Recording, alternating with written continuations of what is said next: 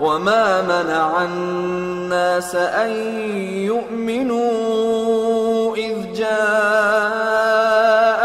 الهدى إلا أن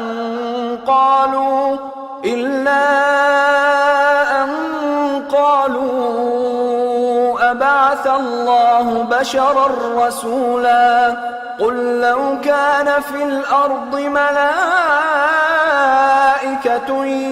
يمشون مطمئنين لنزلنا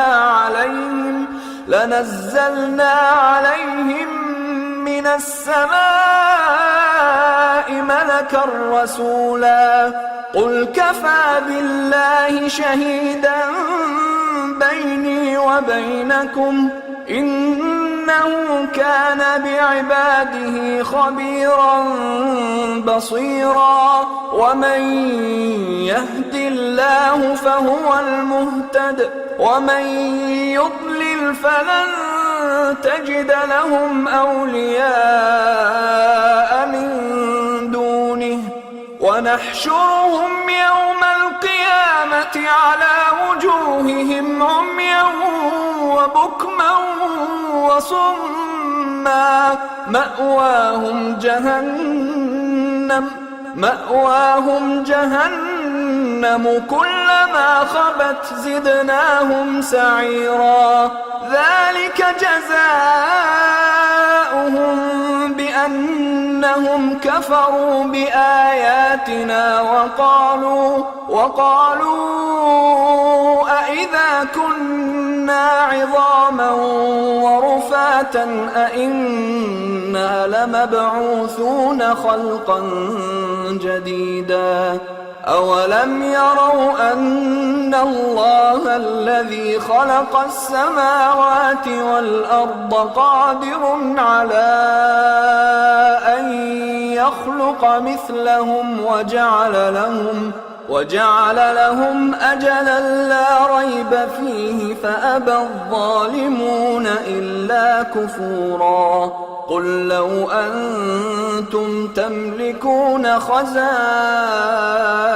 رحمة ربي إذا لأمسكتم خشية الإنفاق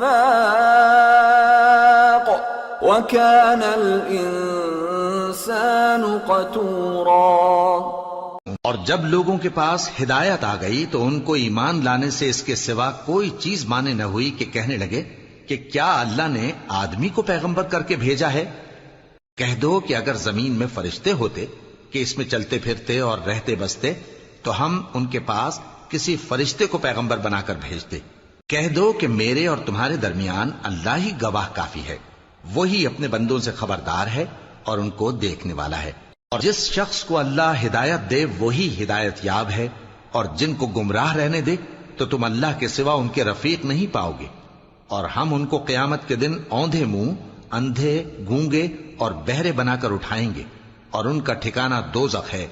जब उसकी आग बुझने को होगी तो हम उनको अजाब देने के लिए उसे और भड़का देंगे। ये उनकी सजा है इसलिए कि वो हमारी आयतों से कुफ्र करते थे और कहते थे कि जब हम मरकर बोसीदा हड्डियां और रेजा रेजा हो जाएंगे तो क्या असर नौ पैदा किए जाएंगे। क्या उन्होंने नहीं देखा कि अल्लाह जिसने आसमानों और जमीन को पैदा किया है इस बात पर कादिर है कि उन जैसे लोग पैदा कर दे और उसने उनके लिए एक वक्त मुकर्रर कर दिया है जिसमें कुछ भी शक नहीं। तो जालिमों ने इनकार के सिवा उसे कबूल न किया। कह दो कि अगर मेरे परवरदिगार की रहमत के खजाने तुम्हारे हाथ में होते तो तुम खर्च हो जाने के खौफ से उनको बंद कर रखते। और इंसान दिल का बहुत तंग है।